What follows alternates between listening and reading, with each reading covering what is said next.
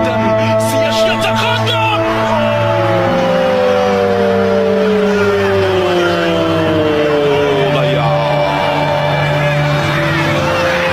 ضيع زياش الكرة تصطدم في القائم مع الأسف. صلاح عرضية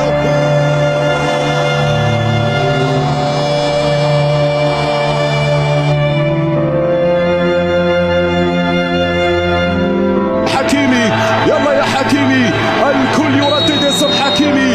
اشرف يتلقى الاشاره. حكيمي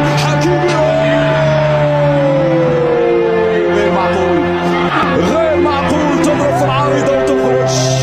غير معقول، الكره تضرب في العارضه وتخرج في نهايه المطاف.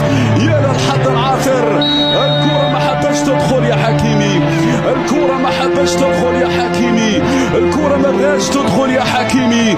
الكرة وفي هذه اللحظات محمود اسماعيل ينهي المواجهة بانتصار منتخب جنوب افريقيا بهدفين مقابل شيء. مبروك لجنوب افريقيا، هارد لاك للمنتخب المغربي الذي تتوقف مسيرته عند الدورة الثمن النهائي.